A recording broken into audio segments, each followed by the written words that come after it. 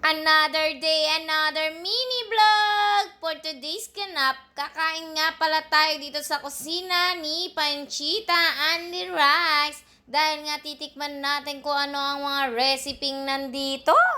At syempre dahil only rice yan, dapat talaga dinudumog at pinupuntahan natin yan. At eto pala ang menu nila dito, marami kayong mapagpipilian. At abot bulsa at abot kayal din natin. At umorder na nga ako, ang aking in-order ay 2 chicken inasal. At isang leche log, hindi ko alam kung anong itsura nun, pero basta ang alam ko, pagkain yun, charot! At habang naghihintay naman kami ng mga order namin ng baby shark ay sobrang likot. Wala nang ginawa kundi tumalon at lumundag dito sa aming lamesa. Kaya naman pag kumakain kami sa labas ay kailangan namin ng mahaba-habang pasyensya. Dahil nga ang aming baby shark ay sobrang kulit na talaga. At di ko nga rin alam kung saan galing yung kaaktiban niya. At medyo may katagalan nga ang aming in-order dahil nga puro inihaw nga ito. Yun di pa nga dumadating ang aming order ay aming daddy sharp ay kumukulo na raw ang kanyang tiyan. Kaya kailangan na raw namin agad magmadali, yung hindi pa nga kami kumakain, minamadali na kami. Naksyota. At yung aming baby sharp nga inip na kaya nga gusto na nga niya magpababa. Pagkapababa naman sa kanya agad siyan tumakbo sa may camera.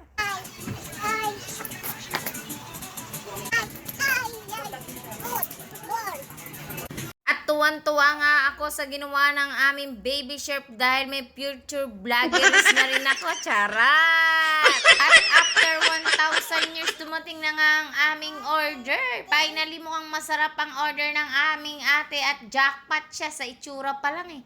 At eto naman ang aming in-order, syempre chicken joy. At meron nga rin pala silang pa-freebie. Yung dahon ng saging ay freebie, charis.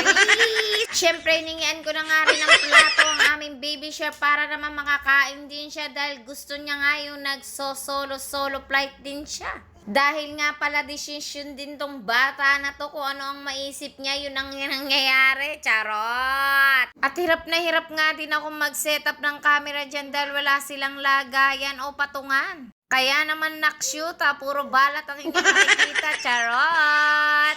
At ito nga ang aming kainan na walang usap-usap. Kain lang to the max dahil nga sa nagmamadali kami dahil ang aming daddy sharp ay humihilab nga daw ang kanyang tiyan. Kaya naman hindi natin masyadong na-enjoy ang pagkain natin dito. At di rin natin malasahan tuloy dahil sa nagmamadali tayo. Basta ang alam ko lang masarap ang sausawan, sili na may toyo na may kasamang kalamansi, maanghang-anghang. Kaya naman dahil sa ginawa niya ay babalik pa kami para naman ma-sure ko talaga kung anong lasa dito. Charot! At finally nga ay nayari na rin kami at ang natira nga lang dito ang kanilang pa-freebies, yung dahon ng saging. At mukha nga rin maraming nakain ng aming baby shark dahil mukhang paubos na rin ang kanyang kinakain. At ang aming ate nga ay naubos niya rin yun sa kanya. Pero ang isa naming freebies na kanin ay hindi namin naubos. Thank you for watching!